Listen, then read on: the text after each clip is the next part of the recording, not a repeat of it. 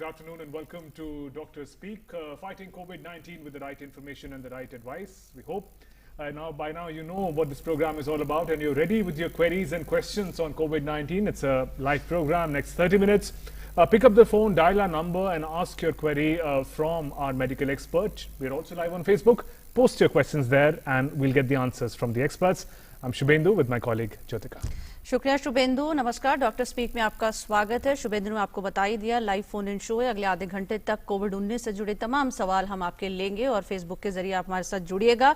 और चलिए जल्दी से हम आज के गेस्ट के साथ आपका तारुफ करा देते हैं। आज हमारे साथ हैं डॉक्टर अनूप कुमार है, HOD urology and renal transplant, Safdarjung hospital and VMMC. Doctor नमस्कार, स्वागत है आपका। डॉक्टर विजय हड्डा है, एसोसिएट प्रोफेसर मेडिसिन, एम्स। बहुत बहुत स्वागत है। नमस्कार सर, आपका भी डॉक्टर स्पीक में। डॉक्टर अनूप, आपसे शुरुआत करते हैं। अब धीरे धीरे हम अनलॉक की स्थिति की ओर बढ़ रहे हैं। तमाम हमारी रोजमर्रा की जो एक्टिविटीज हैं वो खुल रही हैं, और फिर चाहे वो लेजर एक्टिविटीज हो या रोजमर्रा का कामकाज हो, और हमें बाहर स्टेप आउट करना ही पड़ता है। ऐसे में तमाम जो गाइडलाइंस है और एसओपीज है जिन्हें हमें फॉलो करना होता है, लेकिन फिर भी कहीं ना कहीं लोग अभी भी इन्हें फॉलो करने में कोताही बरत रहे हैं। फिर चाहे वो ठीक तरीके से मास्क का पहनना हो, खुद को हाथ सैनिटाइज करने की बात हो, या फिर सोशल डिस्टेंसिंग की बात हो, कहीं ना कहीं एक कैजुअल एटीट्यूड देखने को अभी मिल रहा है लोगों में। क्या कहेंगे आप? बिल्कुल, आपने बिल्कुल सही कहा ज्योतिका जी। ये हम देख रहे हैं पिछले कुछ महीनों में, जब से अनलॉक की ये प्रक्रिया शुरू हुई है और लोगों ने बाहर आना शुरू किया है तो अपने गार्ड्स को उन्होंने डाउन कर दिया है। एंड हम देखते हैं पब्लिक प्लेसेस में कोई सोशल डिस्टेंसिंग नहीं है, मास्क भी ढंग से नहीं लगा रहे हैं, सैनिटाइजर नहीं यूज कर रहे हैं। तो यहाँ आपके मैसेज बहुत जरूरी है कि कोविड अभी भी इंडिया में अभी भी उतनी स्पीड से जा रहा है जितनी स्पीड से पहले था। तो हमारे जो प्रिकॉशंस हैं उसको हमें वैसे ही फॉलो करना है। हम जितने भी अभी तक प्रयास करके हमने इसको कंट्रोल करके रखा भारत सरकार ने, वो सारे प्रयास विफल हो सकते हैं अगर हमारी जो जनता है उसमें सहयोग ना दे। तो बिल्कुल आपने सही कहा, मास्क को प्रॉपर पहनना, बार बार इस बात को एम्फसाइज कर चुके हैं, सैनिटाइज हाथ को करना, इसको आपको बिल्कुल करते रहना पड़ेगा अगले 6-8 महीने तक, क्योंकि वैक्सीन का भी हमें पता नहीं कब आने वाली है। और हमारे सामने प्रोटेक्शन का एक ही मैकेनिज्म है कि हम अपनी प्रोटेक्शन करें। और अगर आप अपने लिए ना करें, एटलीस्ट अपनी फैमिली के लिए करें। अपनी फैमिली को बचाने के लिए आप ये प्रिकॉशन जरूर लें। Right. Dr. Vijay Hada, if I can come to you, but before that, just a reminder for our viewers, it's a live phone-in program. The numbers are flashing on the screen, 23387031. It's a Delhi number. Dial the code and you can ask your questions live from our experts. Dr. Hada, without precautions, there is no staying safe from COVID-19. Anyone can get it. We see US President Donald Trump has also been COVID positive. I mentioned him because a lot of information is coming about the kind of line of treatment that has been given to him. Is there an understanding till a vaccine is developed, what kind of treatment in India or outside in the world? Is there a common understanding about the treatment that is given to a person who's come positive for COVID-19? How are doctors going about it, sir? Yeah, for us as a physician who are treating COVID-19, still we are struggling to find out the most efficacious treatment. But if I want to summarize, there are drugs which are acting against the virus, which are called as antiviral drugs. There are 2 drugs in that category. And there is some data that suggests that these drugs can be used and may have some benefits. But again, the data is not so strong that we can suggest that this should be used to every patient. But still, we are using this especially in the initial part of the illness. Then second category of drugs are used to blunt the immune response due to this virus. In that category, corticosteroids, or normally we call as steroids, these are the main drugs. Like almost in our institute we are using methylprednisolone. There are other institutes where they are using dexamethasone, and there are other drugs also in the same category. So that drug is steroids. Then there are few other therapies like plasma therapy and then tocilizumab. So these are various drugs which have been used till now. But to me, till now, there is no standard treatment yet which can be recommended to be followed everywhere universally. But yes, depending on patient profile, whether the patient has presented in early phase or late phase, depending on the severity and other things, we usually choose one of these drugs. Right doctor Hadda, आपके पास एक सवाल के साथ आती हूँ। या online आशीष रंजन पूछना चाह रहे हैं, जिसे एक बार कोरोना हो चुका हो उसे दूसरा इन्फेक्शन कितने दिनों तक होने की उम्मीद नहीं है, और अगर होती है तो क्या ये पहले इन्फेक्शन से ज्यादा खतरनाक हो सकती है? देखिए, बहुत ही इंटरेस्टिंग सवाल है मिस्टर आशीष। अभी तक जो डाटा है वो ये बताता है कि एक बार जब कोरोना होता है तो दोबारा होने के चांस कम होते हैं। कम का मतलब ये है कि काफी कम होता है, पर पिछले कुछ दिनों में हमने इंडिया से भी देखा है, बाहर से भी देखा है, कुछ केसेस रिपोर्ट हुए हैं जिनमें रिकवरी के बाद दोबारा से कोरोना हुआ है। एक चीज। दूसरा चीज ये है कि ये भी नोटिस में किया है कि जो पेशेंट दोबारा से कोरोना से पीड़ित होते हैं उनमें डिजीज सीवियरिटी शायद उतना ज्यादा नहीं होता जितना कि पहली बार में हो सकता है। तो ये दोनों तरह की बात है। एक तो रेयर है, ये इतना कॉमन नहीं है। लेट अस से कि अब तक देखो लाखों लोगों को हो चुका है कोरोना, तो लेकिन रिपोर्टेड जो केस है री इन्फेक्शन के कुछ एक हैं, तो आप समझ सकते हैं कि कितना अनकॉमन है। और दूसरा, अभी कुछ दिन पहले इंडिया से जो 3-4 केस रिपोर्ट किए थे तो उसमें ये पाया गया कि जो डिजीज दूसरी बार जो हुआ है वो सीवियरिटी ज्यादा नहीं है। तो इस तरह से अगर हो भी जाए तो शायद ज्यादा चिंता की बात नहीं। Right. Dr. Anup Kumar, if we can bring you a question that has come on Facebook. Amit Kumar is asking about surface contamination. To what extent can this virus be spread through surface contamination, especially now in unlock phases? Cinema hall guidelines have also come in. People are ordering things from outside through online deliveries. How much risk is there in surface contamination? Right from the beginning, we have been discussing the modes of transmission of this virus. We all know the most common is the droplet infection, but the fomite-borne or the surface contamination is again a second route. But various reports have shown that this is not as common as the droplet infection. But still, I want to say that this is a route through which virus can spread. And therefore, you have seen all the SOPs which have been released, whether for metros or you're traveling in a train or now for cinema theaters. The government has issued guidelines so that there has to be proper sanitation at all the places. So my message is very clear that yes, this is a method through which virus can spread. You have to have proper sanitation. If you suppose touch a surface, and that can be contaminated with any COVID positive patient droplets. So moment you touch any surface, you should not touch this area which you call the T point, the nose, the eyes and the mouth, and you should always sanitize your hands. So the easiest way to sanitize if you're in public place is to use an alcohol-based sanitizer. And I think that's why whenever you go to a mall or a cinema hall, now I think it's advisable to carry a bottle of sanitizer in your pocket. And whenever you touch anything, you have to sanitize your hands. And at the same time, you should understand the authorities who are there in the mall or the cinema halls, they are also sanitizing it regularly. So both they are doing their job, we have to do our job. Right doctor Anup, एक और सवाल हमारे पास आया है। ये पूछना चाह रहे हैं कि अगर हमने मास्क पहना है और अगर हमारे पास कोई और बैठा है और वो लगातार बात कर रहा है और उसने मास्क नहीं पहना है, तो संक्रमण होने का कितना खतरा रहता है? और इसमें अगर मैं ये भी जोड़ना चाहूँ कि अगर मास्क पहना भी है लेकिन वो ठीक ढंग से नहीं पहना है तो वो ना पहनने के बराबर ही माना जाएगा। ऐसे में कितना खतरा रहता है इन्फेक्शन का? डेफिनेटली ये बहुत ही इम्पोर्टेंट क्वेश्चन है। देखिए 3 सिनेरियोज हैं। हमारे पास 2 इंसान जो आप लोग बैठे हुए हैं और दोनों ने मास्क पहना हुआ है, तो देखना है कि उनकी दूरी कितनी है। अगर वो 2 मीटर की दूरी पर बैठे हैं और दोनों ने मास्क पहना है तो उनके जो ट्रांसमिशन का रिस्क है वो ऑलमोस्ट 0 है।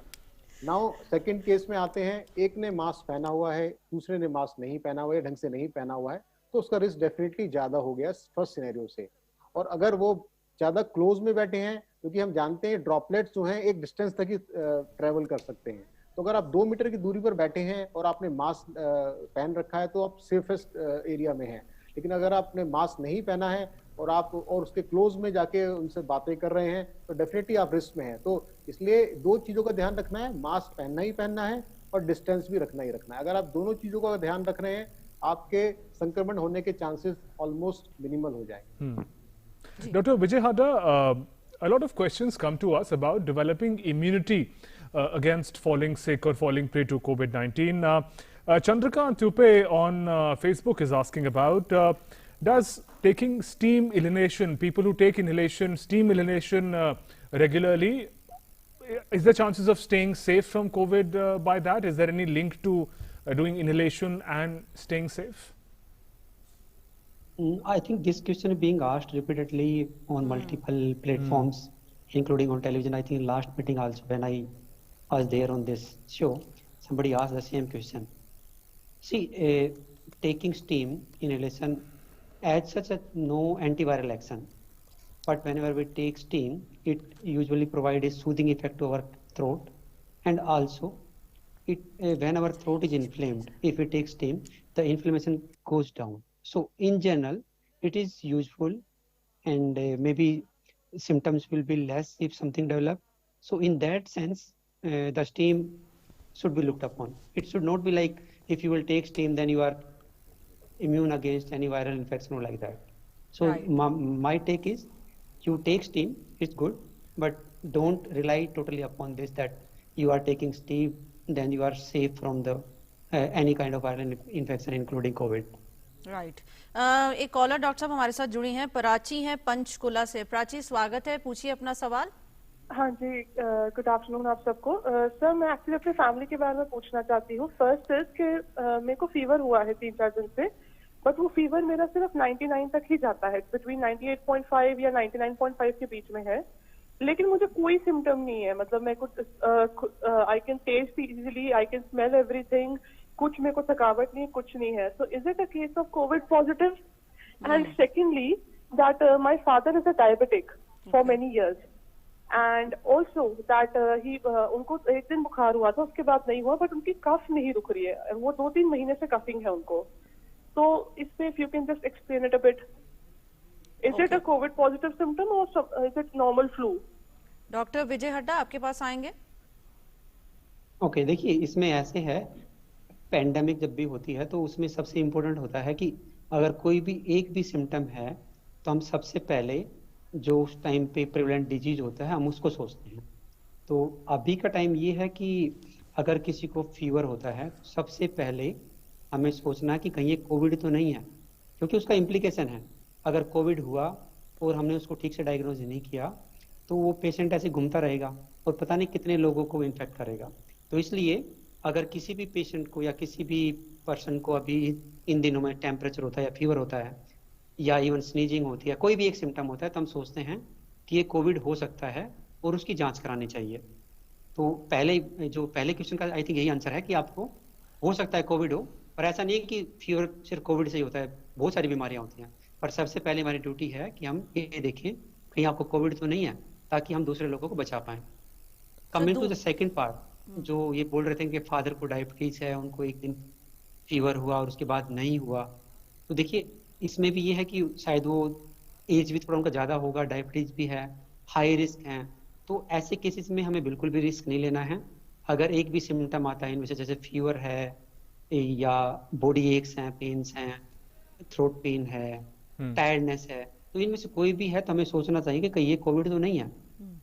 तो ऐसे में तुरंत डॉक्टर के पास जाना चाहिए, सलाह लेनी चाहिए, और हो सकता है कोरोना के लिए जांच भी करानी चाहिए। डॉक्टर अनूप, जैसे कि कॉलर ने बताया कि उनके पिताजी को डायबिटीज है, ऐसी बहुत से ऐसे इश्यूज होते हैं एल्डरली लोगों में जो कि देखे जाते हैं। किसी को हाइपरटेंशन की प्रॉब्लम है, डायबिटीज है, या कोई डायलिसिस पर है, या वो किसी ट्रीटमेंट के थ्रू गुजर रहा है, और किस तरह का ख्याल रखना चाहिए? क्या जो इम्यूनिटी है ऐसे पेशेंट्स में और ज़्यादा कम हो जाती है?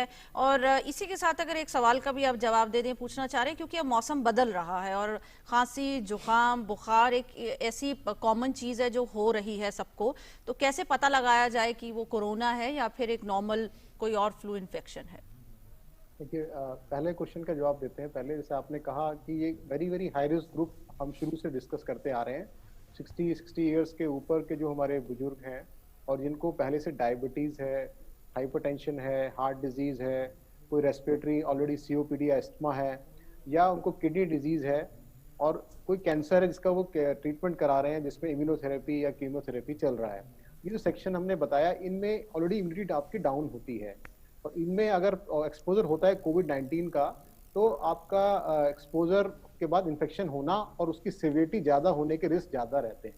इसलिए जो इस ग्रुप को हम बोलते हैं कि शुरू से इनको बचा के ज्यादा रखना है as compare to younger individuals, और इनको जो हम बता रहे हैं कि बाहर जाने से बचना है, तभी जाएंगे जब बहुत जरूरी होगा, और जो भी प्रिकॉशन सबको बताया जा रहा है इनको तो सबसे पहले यूज करना ही करना है। और जैसे भी डॉक्टर साहब ने बताया, अगर इनको कोई भी सिम्टम स्टार्ट होता है तो इनके केस में थ्रेशोल्ड टेस्ट कराने का बहुत लो रहेगा। उसका कारण ये है कि अगर हमने उसको नेग्लेक्ट किया, इन ऐसे केसेस में कॉम्प्लिकेशंस बहुत ज्यादा हो जाते हैं। तो इसलिए इस ग्रुप में तो हमको ज्यादा ध्यान रखना ही पड़ेगा। अब सेकंड, आपने जो बहुत अच्छा क्वेश्चन पूछा कि सर्दियां आ गई हैं, लोगों में फ्लू तो हर साल होता ही होता है, तो कैसे पता लगेगा कि ये फ्लू है कि ये कोविड है? इसमें भी जैसे हम डिस्कस करते आ रहे हैं, देखिए जब आप एक डिपेंड करता है कि आप किस एरिया में रहते हैं। जैसे आपने देखा आरोग्य सेतु की हम बात करते हैं, आरोग्य सेतु जो ऐप है, सबसे पहले तो सभी जो श्रोता सुन रहे हैं, दर्शक, वो देखें कि सबके सब उस ऐप को डाउनलोड कर लें। इससे आपको ये पता लगता है कि आपके आसपास कितने पेशेंट हैं जो पॉजिटिव और कितने किलोमीटर के दायरे में। तो अगर आप किसी ऐसे एरिया में रह रहे हैं जहां पर पॉजिटिविटी बहुत ज्यादा बढ़ती जा रही है, और वहां पर अगर आपको फीवर आता है, क्योंकि देखिए कोविड के सिम्टम्स हमें पता है किसी में बहुत ऑब्वियस होते हैं और किसी में बहुत ही माइल्ड होते हैं या बिल्कुल नहीं होते हैं। तो अगर आप ऐसे एरिया में रह रहे हैं जहां पर पॉजिटिविटी ज्यादा है, जिसको हम रेड जोन भी बोल सकते हैं, वहां पर अगर आपको एक सिम्टम भी होता है, अगर आपको फीवर हो रहा है या रनिंग नोज हो रहा है या आपको बलेज है, हेडेक है, तो वो आपके बहुत ज्यादा अलार्मिंग सिम्टम माने जाएंगे। ऑन द अदर हैंड, अगर आप ऐसे एरिया में रह रहे हैं जहां पर कोई पॉजिटिव पेशेंट नहीं है और आपको ये सिम्टम्स वहां भी हो रहे हैं, तो वहां पर आपका थ्रेशोल्ड जो है थोड़ा हाई रहेगा टेस्ट कराने के लिए। लेकिन दो चीज बातें हम बता देंगे, फ्लू पेशेंट्स में जो हमारे नेजल सिम्टम्स वो ज्यादा होते हैं, यानी कि नाक का बहना, ये देखा गया है कि फ्लू में ज्यादा होता है, और जो कोरोना के पेशेंट्स उसमें थोड़ा कम पाया जाता है, उसमें नेजल स्प्रे ज्यादा होता है। जहां तक कफ की सवाल है, कफ में एक्सपेक्टोरेशन ज्यादा फ्लू में पाया जाता है, और कोविड में ड्राई कफ ज्यादा होता है। जी सर, एक कॉलर भी हमारे साथ आ चुके हैं, if you can speak to them. Ashish is calling from Delhi. Ashish, welcome. Yeah good afternoon, मैं आशीष बोल रहा हूँ दिल्ली से। ये पोस्ट कोविड मेरे सिम्टम्स ये है कि मेरी पल्स थोड़ी सी हाई रह रही है और खांसी आ रही है। जी हाँ, तो ये किस वजह, हल्की सी, बहुत हल्की सी खांसी आती है। और कोई सिम्टम आशीष? और कोई नहीं, और थकावट लगती है सुबह के वक्त, खासकर ज्यादा लगती है। ओके डॉक्टर हाडा, आप रिस्पॉन्ड करना चाहेंगे? सिम्टम्स बताए, पल्स हाई है, खांसी है हल्की, और कोई सिम्टम नहीं है इसके अलावा? देखिए मिस्टर आशीष से और वीकनेस है कह रहे हैं। ओके, ये आपको कोरोना कब ठीक हो गया था? मेरा 17 को टेस्ट लिया गया था, और उसके बाद मेरा 14 डेज में 30 को क्लियर हो गया। ओके, तो अभी तो आपको करीबन 3 वीक ही हुए हैं, तो वी होप कि जैसे जैसे टाइम बीतेगा ये ठीक हो जाएगा। इसमें कोई ज़्यादा घबराने की बात नहीं है। आपकी जानकारी के लिए बता देते हैं कि जो कोविड में जो पेशेंट ठीक हो जाते हैं, उनमें से बहुत सारे पेशेंट हमें कंप्लेन करते रहते हैं। उनमें से सबसे कॉमन जो है टायर्डनेस और वीकनेस, जिसको आप बोल रहे हो, वो बहुत कॉमन है। उसके बाद में जिनको निमोनिया होता है, वो लोग कफ की कंप्लेन करते रहते हैं, जो यूजुअली ड्राई होती है, और कई लोगों को कफ बहुत इरिटेटिंग होती है। ठीक है, और उसके बाद में कुछ लोगों को नॉन स्पेसिफिक फीचर, जैसे आपको ये पल्स ज्यादा बता रहे हैं, शायद आपने मेजर किया होगा तभी पता लग रहा होगा कि आपका पल्स ज्यादा है। अदरवाइज पल्स जब तक कि बहुत ज्यादा नहीं हो तो पेशेंट को पता नहीं लगता कि मेरा पल्स ज्यादा है। तो अगर ये 100 के अराउंड है तो फिर ज्यादा चिंता की बात नहीं है, लेकिन अगर 130, 140 ऐसे है तो आपको कंसल्ट करने की जरूरत है कि कहीं ऐसा तो नहीं कि आपका कोरोना वायरस की वजह से हार्ट पे कोई इफेक्ट आया हो। तो वो आपको देखने की जरूरत है एक बार। अदरवाइज जैसे हमने देखा है कि कोरोना के बाद में कुछ सिम्टम रहते हैं, वो टाइम बीतने के साथ साथ अपने आप ही ठीक हो जाते हैं। राइट डॉक्टर हाडा, ये पोस्ट कोविड इशू के ऊपर एक और सवाल आया है। Amar Rajpurohit on Facebook is asking, one of his relative is admitted in hospital. She was COVID positive. Her second report now is COVID negative, but she is still oxygen dependent. How many days will it take to fully recover from this situation? She is oxygen dependent, but her COVID report has now come negative. So this is what I was talking about. So the patient who are having COVID pneumonia, especially those who are having extensive kind of pneumonia. Extensive, I mean to say, which are involving both lungs and upper lobe, lower lobe. I mean to say most of the lungs are involved. then with time, there may be some recovery, and many patients recover completely, but there are few patients who, instead of resolution, they progress toward fibrosis.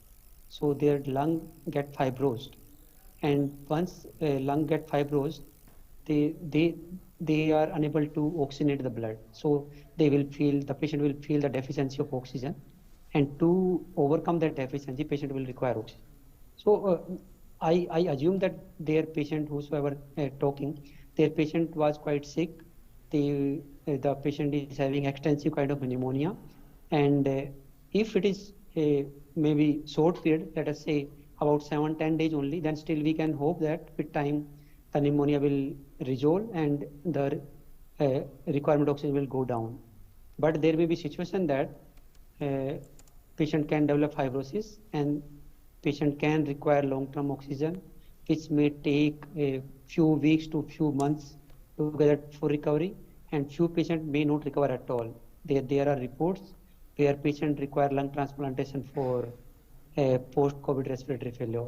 So they should consult their treating physician how the patient is progressing, whether there is a recovery, means whether the oxygen requirement per day is going down, or it is increasing, or it is stable. So with that kind of information, we can have at least some idea whether patient is improving, static or deteriorating.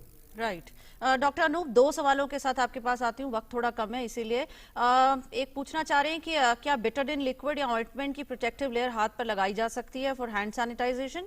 दूसरा सवाल एक अमित कुमार पूछना चाह रहे हैं कि मैं एक स्वास्थ्य कर्मी हूँ, पिछले साल मुझे एलर्जिक एस्थमा हो गया था, मुझे अभी क्या सावधानी बरतनी चाहिए। देखिए, जैसे जो पहला क्वेश्चन है आपका कि बीटाडीन, देखिए बीटाडीन जो ऑइंटमेंट है या सॉल्यूशन है, ये वैसे तो एंटी माइक्रोबियल माना जाता है, बट कोरोना वायरस के अगेंस्ट इफेक्टिव नहीं है। WHO और ICMR के जो रिपोर्ट्स है उसके हिसाब से जो अल्कोहल है 70% अल्कोहल या सोप, ये दो सॉल्यूशंस आप यूज कर सकते हैं अपने हैंड को सैनिटाइज करने के लिए। तो बीटाडीन आप यूज कर सकते हैं for other purposes but not for covid purpose. Second question आपने पूछा कि अपने स्वास्थ्य कर्मी है सर, स्वास्थ्य कर्मी है और उनको एलर्जिक एस्थमा हो गया था, अब क्या सावधानी बरतनी चाहिए। तो basically because he is already having allergic asthma for the last 1 year, so in this year now, as you know, the winter is coming, so winter is that season where the patient has a lot of attacks of this asthma, so he has to take special precaution as he takes every year. He has to use mask whenever he goes out. He has to stay away from dust and other potential allergens like pollens, because these patients know that what are the agents which cause allergy to them, so they have to stay away from those. Doctor Anup, एक line में जवाब दीजिएगा, बिल्कुल वक्त खत्म है, ये सवाल मैं लेना चाह रही हूँ क्योंकि आखिरी है। In case of person above 60, no symptoms of covid, is covid test necessary for all? If diabetes, BP, asthma, is covid test required? एक लाइन में जवाब दीजिएगा। नहीं, बिल्कुल ऐसा जरूरी नहीं है। अगर आप 60 प्लस हैं और डायबिटीज है, तो जब तक आपको सिम्टम्स ना हो या आप कोविड-19 पॉजिटिव पेशेंट के क्लोज कांटेक्ट में ना आए, तब तक कोविड टेस्ट करना मैंडेटरी नहीं। Right. There, on that note, Dr. Anup Kumar, Dr. Vijay Hadda, thanks very much.